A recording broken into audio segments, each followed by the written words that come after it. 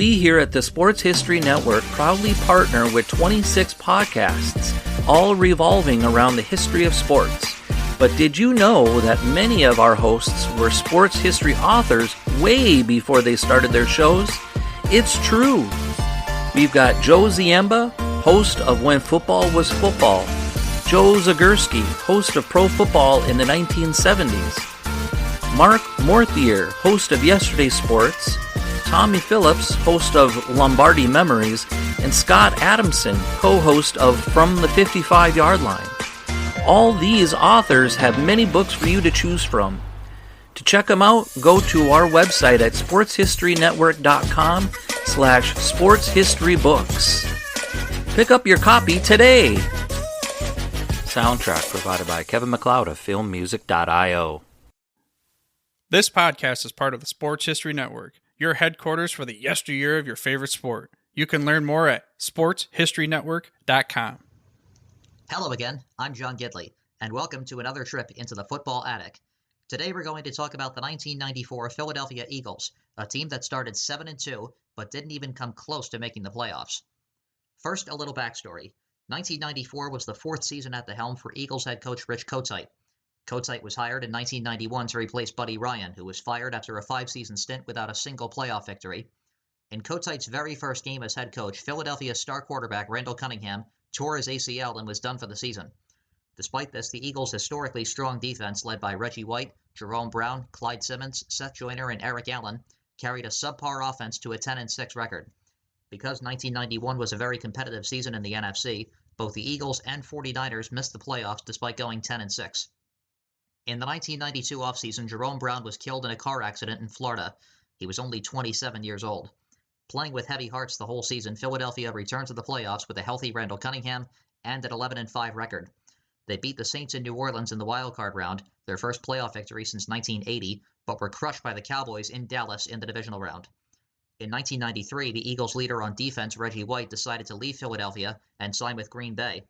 Despite this loss, the Eagles started 4-0, but in that fourth game, Cunningham suffered yet another season-ending injury, this time a broken fibula. Philadelphia lost each of their next 6 games, stumbled to an 8-8 record, and missed the playoffs. Thus, 1994 was a make-or-break season for both Kotite and Cunningham. After an opening day loss at the Giants, the Eagles won 4 straight games. Their most notable victory was a shocking Week 5 blowout of the 49ers in San Francisco by a final score of 40-8. Philadelphia's defense held Steve Young to 99 passing yards and 2 interceptions and kept Jerry Rice out of the end zone, a huge victory in and of itself. A 24-13 loss at Dallas would be the only other blemish for the Eagles through their first 9 games. In Week 10, Buddy Ryan made his return to Philadelphia, this time as head coach of the Arizona Cardinals. The Eagles greeted him with a 17-7 victory, in which wide receiver Fred Barnett caught 11 passes for 173 yards and 2 touchdowns. Philadelphia improved to 7-2 with this victory, and they should have savored every moment of it, because after Week 10, a dramatic collapse began to unfold. It started the next week when the Eagles lost 26-7 at home to another 7-2 team, Bill Belichick's Cleveland Browns. Buddy Ryan got his revenge the week after that when Philadelphia lost a 12-6 defensive struggle at Arizona, a game that didn't see a single touchdown scored. The next week, the Eagles lost 28-21 at Atlanta. Falcons wide receiver Terrence Mathis caught 10 passes for 124 yards and 2 touchdowns.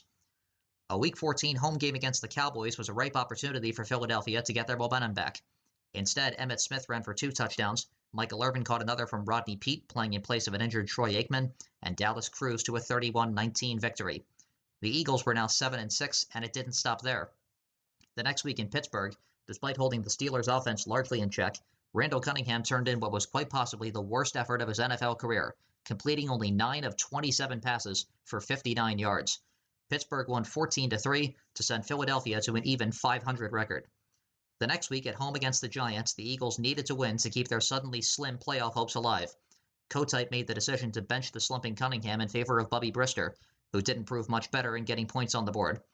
Despite this, Philadelphia's defense held in there through 3 quarters, and entering the fourth, the Eagles led 13-6. Brister threw a costly interception that led to a game-tying 5-yard touchdown run by Dave Meggett.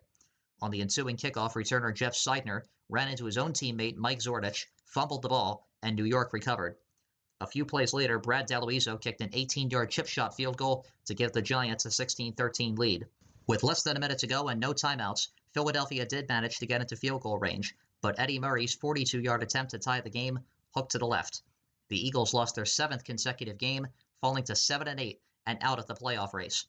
Even worse, in the next week's season finale, a meaningless Christmas Eve game in Cincinnati, Philadelphia blew a 27-10 second-half lead and lost 33-30 to a Bengals team who had only won 2 games all season. Needless to say, Rich Kotite was fired shortly after that final game. He then turned in one of the worst coaching performances in NFL history in his 2-year stint with the New York Jets, winning only 4 games and losing 28. Despite speculation that Randall Cunningham would be gone as well, the face of the franchise stuck with Philadelphia in 1995, but after starting that season 1-3, rookie head coach Ray Rhodes benched Cunningham in favor of Rodney Peete, who led the Eagles to a 10-6 record and even a playoff victory. Cunningham sat out 1996, then signed with Minnesota. He played like his old self in 1998 for the Vikings, throwing 34 touchdown passes, 17 of them to rookie receiver Randy Moss. But Minnesota's season ended with an infamous NFC Championship game lost to Atlanta, largely signaling the end for Cunningham as well, one of the greatest what-if players in the modern era of the NFL. Thanks for joining me for this trip into the Football Attic, and I hope to see you again next week. In the meantime, check out all the other great podcasts here on the Sports History Network and follow me on Twitter at JFG Sports. Until next time, this is John Gidley. This podcast is part of the Sports History Network, your headquarters for the yesteryear of your favorite sport. You can learn more at sportshistorynetwork.com.